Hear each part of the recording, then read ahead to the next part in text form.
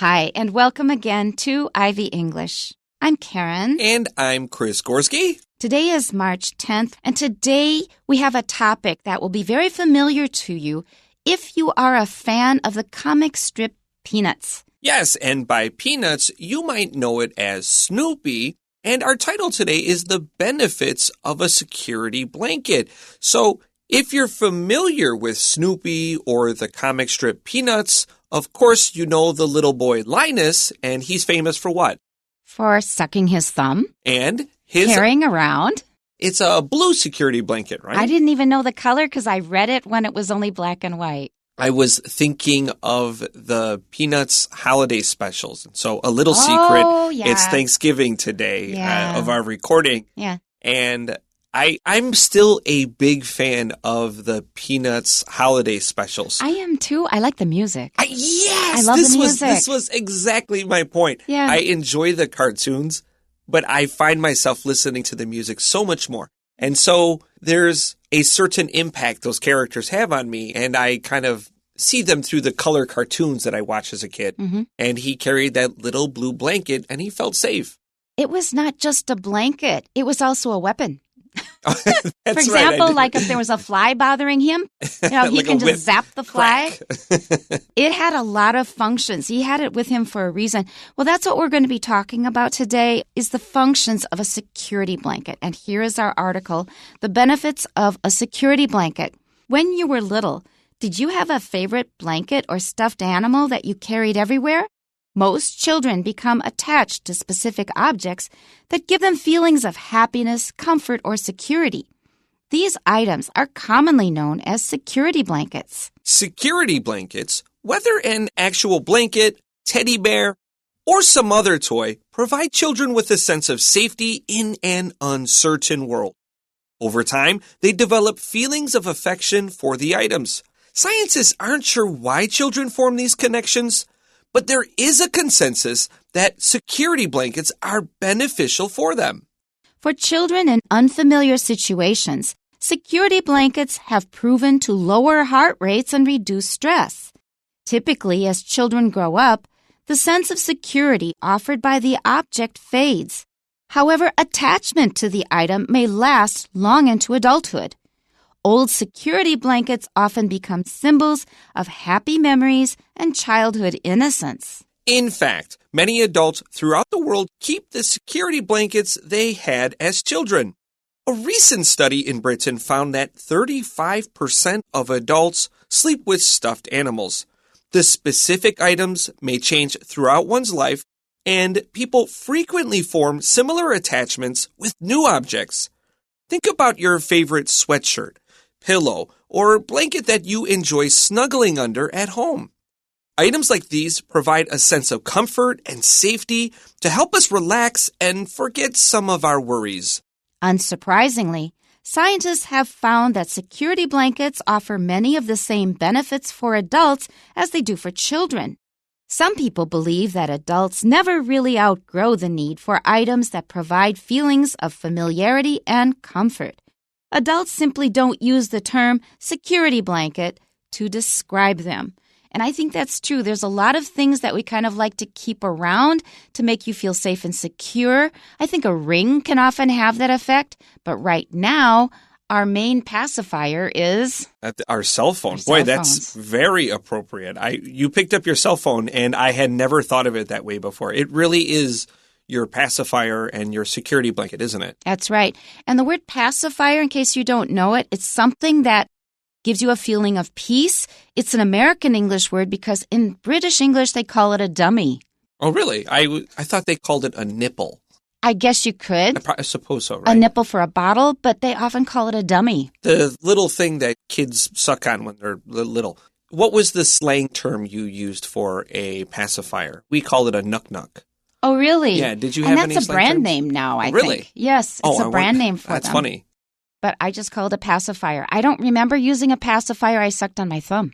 Wasn't there a cowboy movie where, like, his giant handgun was called the pacifier?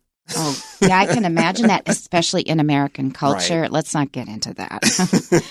Okay, let's go back to the beginning. Our title is pretty straightforward. The Benefits of a Security Blanket. This is telling us what good things there are about having a security blanket, because we may make fun of a kid, especially if he's already like 4 or 5 years old, still carrying around his security blanket.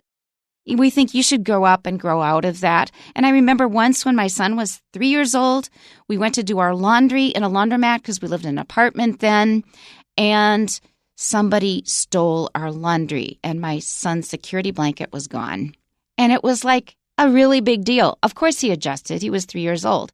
But, everybody thought it was really important because he was so attached to it. Yeah, and even if you could buy the exact same item, it's not the same. That's right. That emotional connection is not there. You need that item because you've bonded to this specific item. And it's worn down in a certain way. It's kind of flattened out a little bit. Yeah, it's just not the same. It has sentimental value. So did you have security blankets? I cannot remember anything that I thought was such a big deal, but I sucked my thumb. Oh, really? Yeah, and then I was even doing that when I went to church, and the adults would say, does it taste good? And I thought, it doesn't taste like cake. No, not really. I had a lot of security blankets really? Growing up. I had many objects, and I suppose I still do. Now that you pointed out your cell phone is more or less the modern version of your security blanket. Right. But yeah, I had a Kermit the Frog doll. I had a green pillow. Oh. I had, after that, there was the American Olympics, and there was an eagle. I liked carrying that around. I probably had a security blanket toy until I was around 6 years old. Uh-huh. No one really discouraged me, but I just stopped on my own. That's usually what happens. Right. That's right. Let's go back to our first paragraph. When you were little, did you have a favorite blanket or stuffed animal that you carried everywhere? Now, a baby word for blanket is blankie. Where's my blankie? Yeah, blankie. So that just sounds cuter. If you're listening to this on YouTube, tell us your security blanket object. I would love to know. So like I said, I had a pillow that I liked. I had a Kermit the Frog doll, an eagle doll. Tell us what your security blankets were. I enjoy seeing those. Yep, I would too. Next sentence, most children become attached to specific objects that give them feelings of happiness, comfort, or security. And like I said earlier, all I can remember, I know I had dolls, I had all kinds of stuff. I really only remember sucking my thumb. When we say security, it is uncountable. Be careful here. Securities is something financial. It's about money, and it just means safety. That's a good example where if you make it plural, the meaning is completely different. Completely different. Okay, so specific objects means special or particular objects. Certain things, other things won't do the trick. It has to be this very thing. These items are commonly known as security blankets. And note that I paused a little bit for security blankets, and I was making air quotes. That's right. You got to use your doing-doings because my students never remember how to say quotation marks right. And at this point, it's not a key vocabulary word for them, but they sure do remember doing-doing. That's not even a sound in Chinese, but it's, I guess, easy for them to catch on to. There's a similar word that they use in the night market. It's doing-doing. And those kind of, it's a kind of like a sago pearl, I guess. These things that are kind of squishy. Yeah. So it must be sound symbolism. The sound kind of reminds you of what it's talking about. Yeah, it's just a good mental note for it. That's right. So security blankets refers not only to blankets themselves, but to any object that you like to keep close by to make you feel secure. And it truly is a phone, because think of how you feel when you suddenly notice your phone is not there. Panic, right? Now, we're talking about blankets, and a synonym for a blanket is a cover. We will never say a security cover. No. Okay. Let's continue to our second paragraph. Security blankets, whether an actual blanket, teddy bear, or some other toy, provide children with a sense of safety in an uncertain world. We've sort of covered that already, but for me, the key words here are an uncertain world. And the world is inherently uncertain. And often uncertainty is much worse than knowing that something bad is going to happen. Because if you know it's going to happen, you can get ready for it. But when things are uncertain, you don't know what to prepare for. That's much more unsettling. When a newborn baby is It's just an infant, a tiny baby. They're always with mom or some other family member, and the baby feels safe. But as the baby grows and gets heavier, they can't be carried everywhere, and that attachment is still needed by the young child. And this is the theory why children carry security blankets. It's that it's almost a representation of your mother. It's a representation of still being close while developing your independence. I'm being reminded of this every day now since my daughter has just arrived for a visit from the States, and her son, who is just a little over 1 year old, is still nursing. Whenever anything goes wrong, whenever he doesn't want to be held by some other person or he doesn't want to be doing something, it usually means like, can I go nurse? And then everything is fine. So, yeah, when you break that off, then you really kind of have something to replace it. You have to adjust to that, I suppose. Find a substitute. I'm happy I don't remember that time.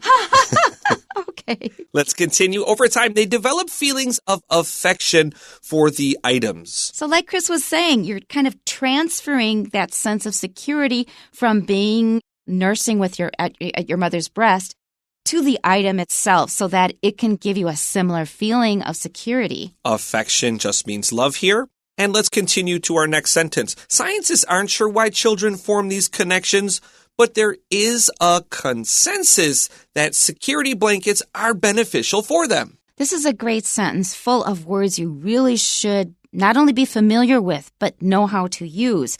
Form connections to connect with people. That is used so much these days. That means you get in touch with them and usually you'll have a good conversation with them.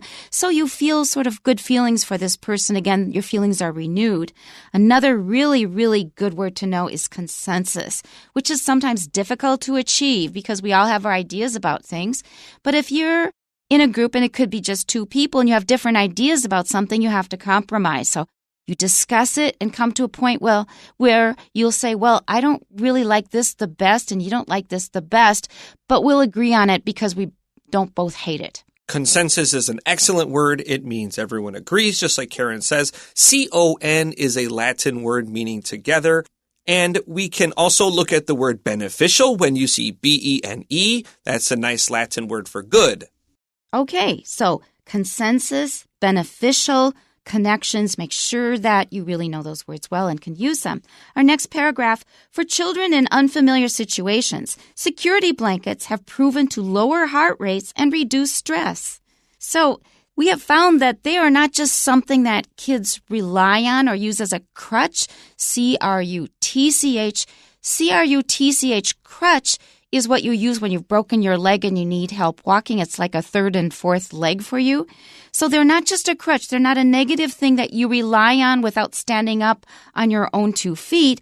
It's something that can really help you by making you more relaxed and calm. And this isn't something just that children do. Animals do this too. We can often think of our pet dog that has their favorite toy and they'll want to sleep with it. Yes. When we took our 2 cats to the United States, we actually slept on a few T-shirts for a few nights to get our scent good in those T-shirts and put them in the cat carriers so that at least they had some familiarity in this very uncertain place of a scary airplane undercarriage. That's a really nice idea. And also I've read online, because I don't have pets, that even if the owner puts the toy in the washer and dryer for the while, the cat will be really upset. Yeah, yeah, They don't like their toys being washed terribly much. They tend to get really filthy. But if you try to replace, almost actually similarly, just like a kid, like you're saying, when you lost the security blanket in the wash, it was taken. You can't just get a duplicate item. It's like, this is not quite the same. They don't even like waiting until it's dry when they get it back. It's taking too long. I want my toy. I need this now. Right. Typically, as children grow up, the sense of security offered by the object fades. So when you're a kid, you rely on this thing just like, at first you wanted to nurse at your mother's breast, and then maybe you had a pacifier that you sucked on, and then you also had this blanket or toy or whatever. But as you got older, what was your experience, Chris, you said? I just stopped doing it. I can even recall one of the last times that I carried it. I was in a supermarket with my Eagle, and I was just like, I don't feel like carrying this anymore. It was kind of embarrassing. No? No, as just a kid, it was just I didn't want to carry it. I was happy to have a toy with me in the car, but I think almost I transferred the need for security just out of boredom almost. Like I needed I've done different this enough. more It's time. That's right. I need Time other to toys do to play something with. else. Okay. However, attachment to the item may last long into adulthood. So some people will give them up. About how old were you then? I would say 6. Around 6 years old. So that's a good time when kids will think, well, I don't need to carry this around with me all the time anymore. Maybe you'll still keep it in your bed, but you don't have to have it with you all the time. Some people, however, keep this attachment long into adulthood. I can also give the example from my daughter. She has this little stuffed toy that she still has with her, takes it everywhere. It's not like she has to have it, but it's just kind of symbolic of connection to her childhood and her family, I guess. Yeah, I think that's very sweet. I have several items like that myself. I had found a small toy outside.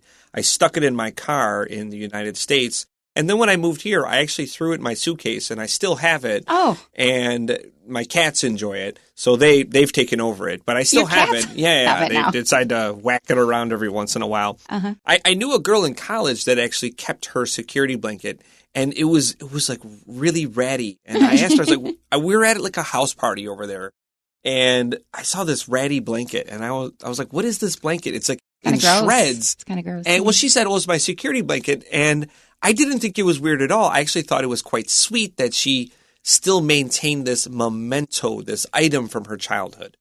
I now remember what mine was. Ah.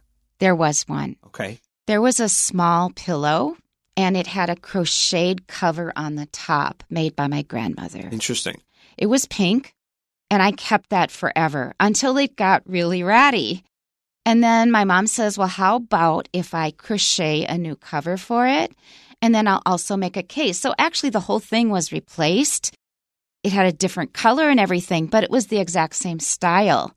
But it was made by my mother, so it kind of kept up the connection. Now I remember. I think I still have it. Oh, really? I was just I had totally forgotten about it. So it still may be somewhere hidden in a box. I know where it is if I still have it. There's a box where I keep stuff like that.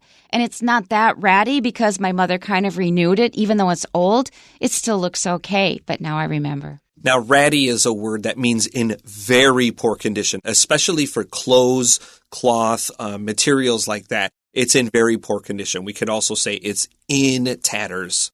Thanks for reminding me of that. Okay, old security blankets often become symbols of happy memories and childhood innocence. And now that I remember it, it was connection to my grandmother. That's funny. That was it. Let's continue to our next paragraph. In fact, many adults throughout the world keep the security blankets they had as children, as we just explained.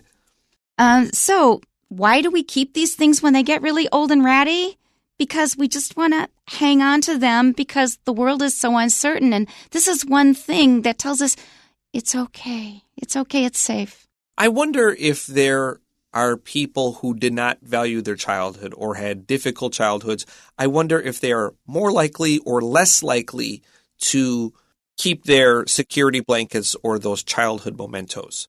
That's a really good question. And that makes me think of two things. Now, first of all, my guess would be they'd probably be more likely to hang on to it because they had nothing else to hang on to.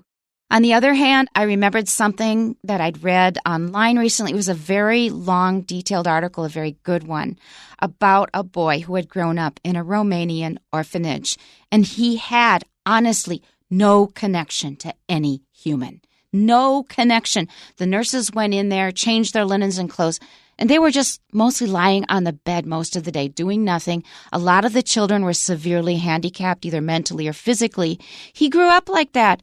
An American couple came to adopt him. He could not form a bond. He had no experience of forming a human bond. That's funny. I almost wonder if we are thinking of the same story, but there may be a lot of stories about Romanian orphanages where children can't form bonds. And so how do you maintain a security blanket if you're unable to form attachments in the first place? To anybody or anything. Yeah, to a person. Exactly. Let's continue here. A recent study in Britain found that 35% of adults sleep with stuffed animals.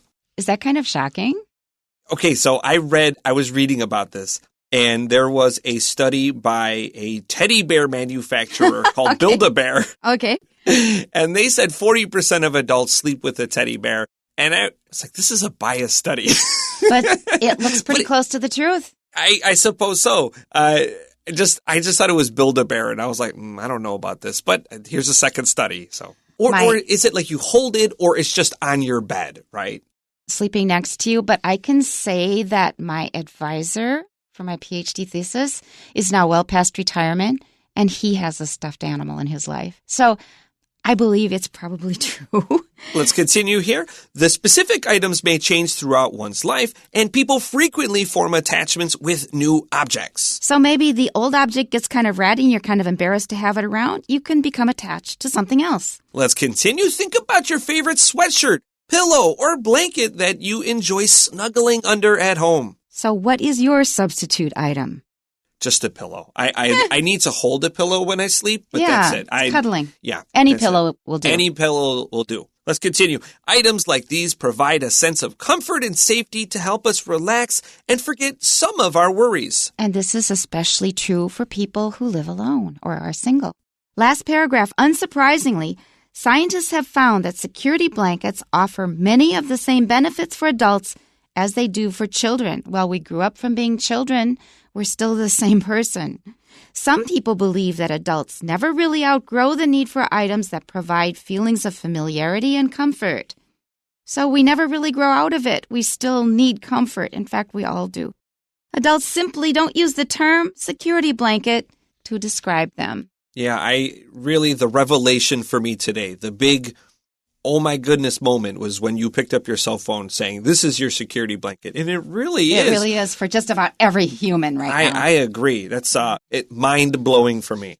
We have a few questions for you. Number 1, which of the following questions can be answered by the passage? A, why do adults grow out of the need for security blankets? It didn't tell us why. B, what are some positive aspects of keeping security blankets? That sounds like the right answer. That's the right answer. So, C? C is, when is the best time to give up security blankets? We have no recommendation at present.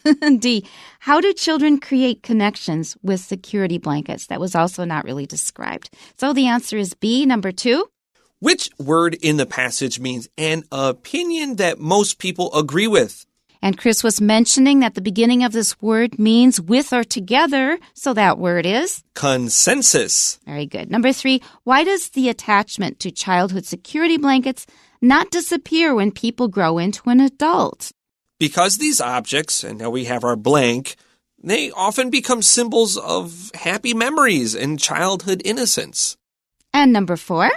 So we have a fill in the blank, we have a sentence, and find the best word. So according to some studies, both children and adults can blank from keeping a security blanket. You have a really big clue here, and that is the preposition from. So they can blank from without even reading the sentence carefully. The first thing that pops into my mind is benefit, and that's the correct answer, B-E-N-E-F-I-T, benefit. Actually, speaking of that, when we answered number 2, consensus, I was just thinking of the preposition we like to use here, and we're in consensus. That's right. Okay. Or we have achieved a consensus through this meeting. My favorite phrase is a good compromise leaves everybody unsatisfied. That's right, but you can live with it. You have to live with it. And that's what we end up doing. That's all we have time for today. We'll see you next time. Tune in then. Bye-bye. Bye-bye.